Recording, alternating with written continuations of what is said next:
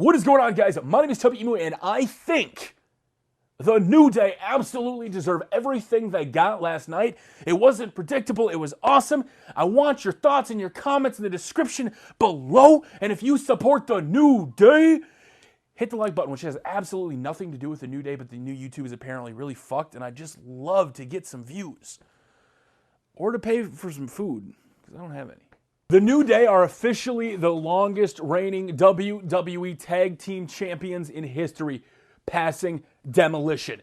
Now, last night had some people having mixed thoughts. They thought, oh, how predictable. They had one match, then later on in the night they were going to have another one, and they were going to retain, and it's so predictable, why am I even watching?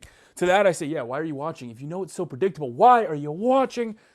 But at the end of the day, you got to have stakes, right? In the main event, the stakes were on the line for the tag team titles. Can the New Day retain? Can they be the longest reigning tag team champions in WWE modern era history, or history in general? They don't need that modern era tag like CM Punk had. They're the longest reigning champions. It's just a fact. So the intrigue of them going into Monday Night Raw, where they have a victory, and I tweeted out, I put this out. I'm like, there's going to be a GM swerve where they're going to have them re-face off and have another match. I tweeted that out based on what I saw on TV before the celebration even happened. And then the celebration happened, where they got champagne in Stephanie's face. What bigger deal is you're trying to break a record, and then all of a sudden, right as you're about to break it, you get cocky, you almost cost yourself an opportunity, your boss gets pissed, and she puts you in a match. That is great, because it doesn't matter if it's predictable. It's entertainment, right? If you have a normal match, and this is where the crappy part of Raw came in, you have Kevin Owens and Roman Reigns facing off. Nothing they did furthered their match for the pay-per-view except for the standing tall part. But none of that matters because it's all about the New Day. I mean, let's look back at the New Day when they first debuted. A lot of people didn't like them. If you go back to my tweets from 2014, 2015, I think the first tweet I ever put out about the New Day, or a New Day, was I don't know if we need another dancing gimmick or whatever. And then ultimately it changed, and then I have a wall of text from last year in September where I just loved them. But here's the thing. A lot of people have kind of discontinued the reign, or just like not accepted it, right? They're basically saying, yeah, well, they've been champion for 400 plus days, but look who they faced. They haven't had any real tag teams. Or you have the New Day, they're the longest reigning tag team champions, but why the hell did Seth Rollins and Roman Reigns get an opportunity at the titles? Why were they in the match? Why were they a part of it? Why, when you have legitimate tag teams, why do you have people like that getting thrown together in a match? Why is KO and Y2J in a match for the titles? Because it's story. And I'll be honest with you, I think they're going in the right direction. The New Day, when it comes to history in WWE right now, sadly, the longtime WWE fans right now that WWE needs to capture for the WWE network are not going to be for people who give a crap about Demolition. And I'll say this has got to be one of the most divisive things I've ever said. And I'll be 100% honest with you. I love the history of wrestling. Back how wrestling was, before all the dirt sheets and everything that exposed it, or entertainment, or just back in the Attitude Era. Even when you knew it was scripted, it was just entertainment, you tuned in, you watched, and I didn't think about it until the next week on Monday night or Thursday night on UPN. That's what I loved about it. And then once you start getting into it more and you look at the reign of the New Day, right? People are trying to basically say, look who they faced. They went months without defending the titles. They had to do this, that. It doesn't matter. In an age where WWE is trying to go forward and they're going to over-the-top distribution and everything they're doing, what is a record from Demolition going to do to protect them? I'll be honest with you. Nothing. A lot of people thought they shouldn't have broke the record, or if they had it come up just short. I thought they might have went that way, especially with the whole Nikki Bella thing. They tried this before, and I think had they lost it, it would have been cool. But at the same time, the old history records, and I hate to say this because I sound like a cynical asshole as somebody who watches WWE and loves WWE. If I'm a company and I'm trying to appeal to people, unfortunately, I don't think Demolition matches in history is going to hold up. I want the people that are selling tickets now. I want the people that are moving merchandise. And the New Day did something phenomenal. They had patience. And I've said this once and I'll say this again, just like I did, and the tweet's probably on screen somewhere right here. With the New Day, you can relate it to Mizdow. You had to be patient. You had to wait. You had to let it develop. You had to see what's going to happen. And then once it finally did, it was kind of a big deal. It took a long time. There's a lot of kinks to work out. In the start, they were heels, but they were getting cheered, and he was telling them not to chant. And everything that was going on, you had Francesca 2. Everything over the course of the period, some people have said that's gotten too animated. You have some of the best tag teams in the world.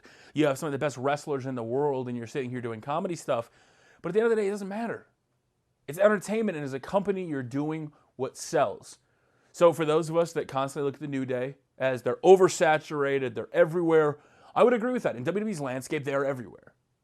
You know? But it doesn't matter. If you're selling merch, you're hot, people love you, you get the reactions, you're going to get that push and you're going to keep going. And it's kind of a big moment that their match was bigger than the main event, essentially. Now, yes, Roman didn't get involved in the whole Y2J and the knee thing to the back. And it's a convoluted storyline, which I love, although I don't know what it really accomplishes. But at the same time, when it comes to the New Day, man, I'm all for this. I'm glad they broke the record. Shout out to Xavier, Big E, Kofi. I know when I got to meet Big E and Xavier, when New Day was at the playtest for 2K16, and they were sitting there, and they were just like the coolest guys. Like Austin just came up, went around to everybody, and was like, "Hey, I'm Austin. Nice to meet you." Right? So I couldn't be happier for their success. I couldn't be happier for people that keep working. I've been a fan of Big E for the longest time. If you go back and look at my tweets from the Heavy era with Dolph Ziggler, I loved Big E. I loved his 1, 2, 3, 4, 5 gimmick, the 5 count. Big E has it. And in WWE right now, the best wrestlers in the world aren't going to do shit for your company. You need people, and you need people that people can get behind, and that's what the New Day have done.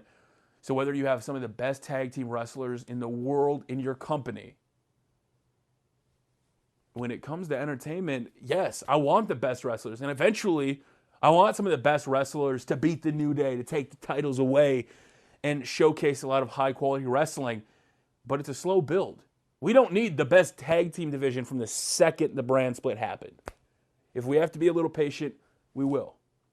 But they broke one record. The women were trying to break another record. They've been flip-flopping the titles. Maybe they're trying to go for most flip-flop titles. I have no idea. But to the New Day, after everybody, or a lot of people didn't like your gimmick at the start, for never giving up, for never stopping, for continuing to the rise to the top and become the longest reigning tag team champions, I say this to you, Xavier, Kofi, and Big E. Congratulations. Thank you for entertaining me. Thank you for allowing me just to enjoy it.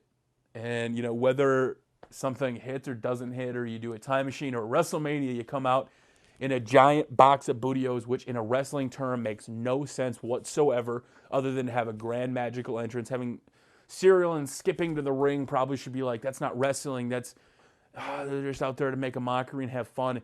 It doesn't matter. I support those 3 guys. They took nothing from something, made it into something huge, and now are the longest reigning WWE tag. I'm not going to do it. But New Day, hell yeah, bro.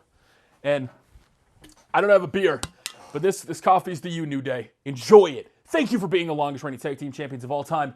And until next time, Xavier, when you have that PhD, you're going to be a PhD.